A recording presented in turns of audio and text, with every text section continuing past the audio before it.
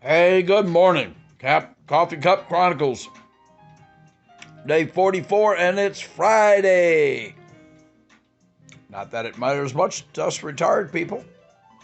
Keep working, Jerry. Hobo Joe's.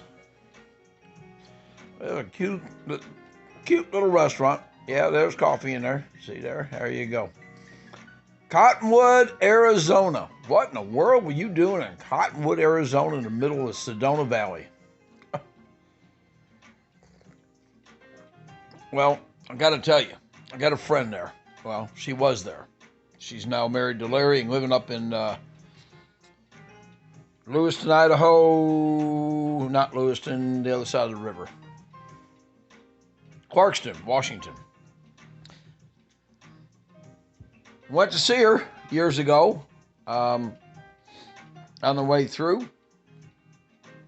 And she took me to this cute little restaurant, Hobo Joe's. And it is in Cottonwood. Unfortunately, I had to look it up.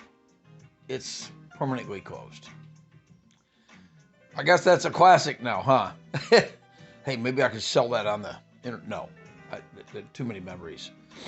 Don't know what I'm going to do with all my coffee cups when I'm done with this. I promised myself I'd scale down, so I've already thrown out one. But listen, Hobo Joe's. Do y'all know anything about any hobos? They really were hobos, and they weren't lazy. That wasn't what a hobo was. Hobos came to being after World War II, and I think World War I, but I know after World War II, they were constantly riding the rails from town to town looking for work. And then when they would find work, they would send the money home because there weren't any jobs at home. And how do I know that? Because later on in life, my life, I was accepted a position up at Moses Lake, Washington. A man named Monty Holmes wrote a book. Yeah, I bought the book. You got to see this. This is Monty Holmes. Okay? He used to actually make stew. This is Monty Holmes and Dennis Clay. This man wrote this book with the help of Dennis. Dennis was a newspaper writer. He was one of the last of the honest guys who actually wrote honestly. He wrote for the Moses Lake newspaper. He researched all the information that Monty had. Monty Holmes actually met Lindbergh at one point when Dennis researched it, found out it was almost the exact date that he said that he flew into this area where Monty was growing up. But anyway, later in life, Monty Holmes he had to ride the rails. He was a logger for a long time out in Washington State, and he ended up over into Montana, get this, being a sheep herder or sheep.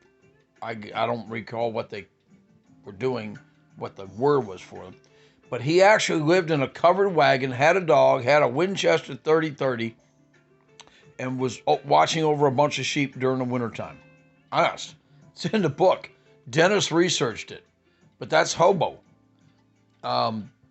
Later in life, Monty made his way into Washington State and got into the recycling business, cutting up old steam engines. And he always wanted one as a kid.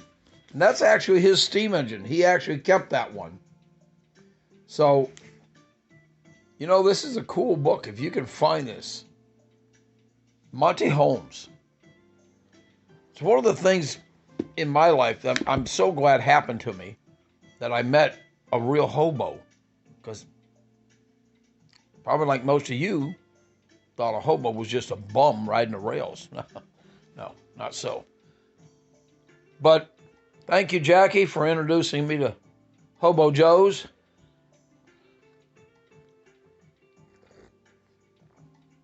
And the Sedona, Arizona area. I need to go back someday if I can get away with it. Coffee Cup Chronicles, day 44. Happy Friday, folks.